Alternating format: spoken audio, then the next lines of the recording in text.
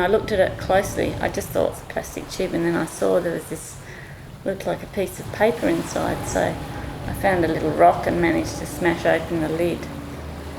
And sure enough, there was this little message inside that had some sort of written inscription on it, but it looked like Arabic, and a small, beautiful picture of a fish. And I came back to the kampong and asked the imam if he was able to read it for me. And he said it was a message for a fisherman's safe travel, something that they'd hang around their neck to make sure they'd go through the seas safely. So I thought this was a great start for a project, so that's when the idea began.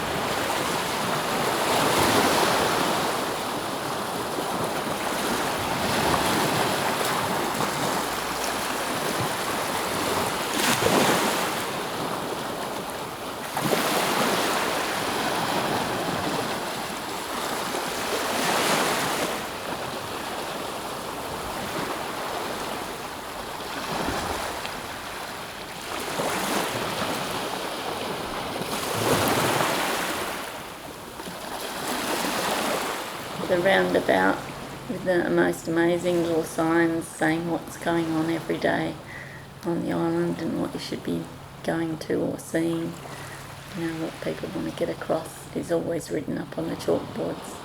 Allahu Akbar, Allahu Akbar,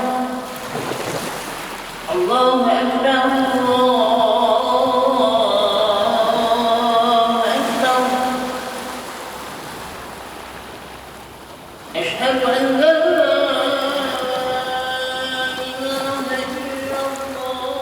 It's a way of talking about this place that I've been to. It's very remote, it's quite expensive to get to. A place for detainees.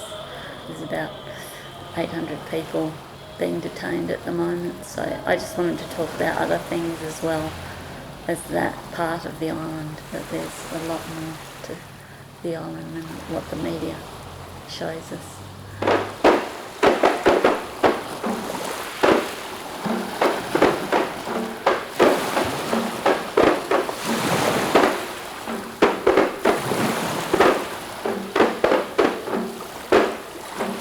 I like working with light, sound, music. I love all those elements together. Because there's sounds that you don't hear in Australia. They're very, very different. Bird calls and I've used a lot of the water sounds. It's quite strong here. It's always around you. No matter where you are, you hear the ocean. It's a small island, so it's a big part of living here.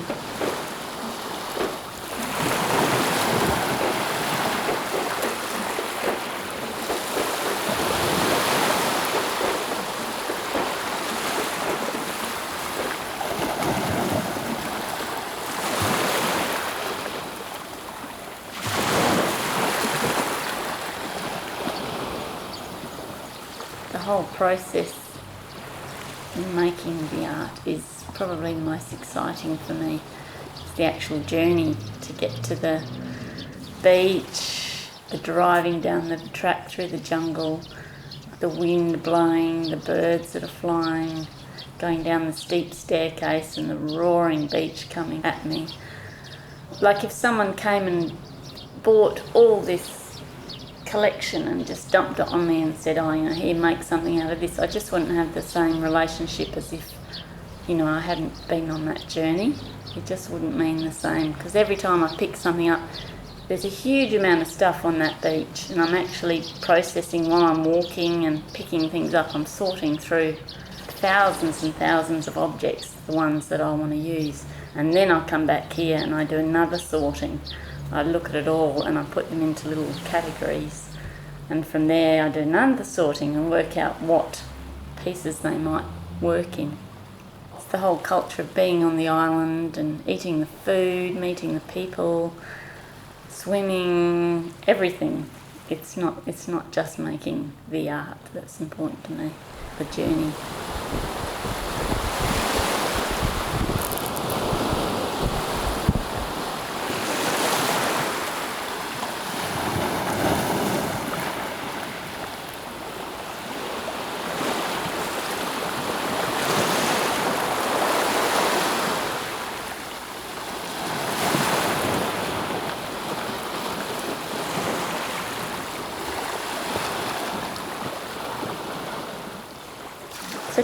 rugged sort of place. It's quite hard soil and it's really sharp rock to walk on. Very steep cliffs around the island, so it's not like a gentle beach all the way around. There's this amazing coverage of jungle surrounding you all the time. The most amazing bird calls, bats, crabs.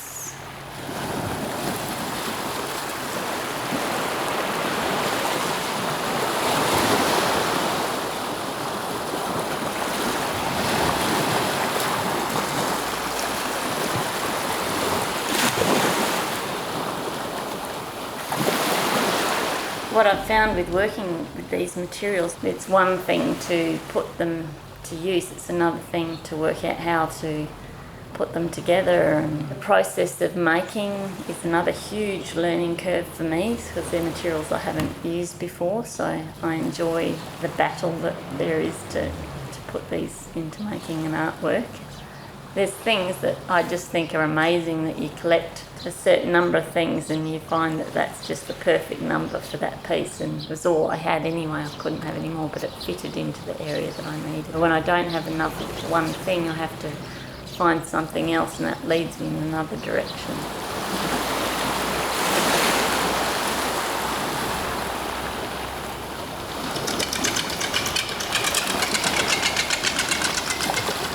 Carving's a very simple thing I can do on a tabletop. I don't need many tools, I just need scalpel and blade and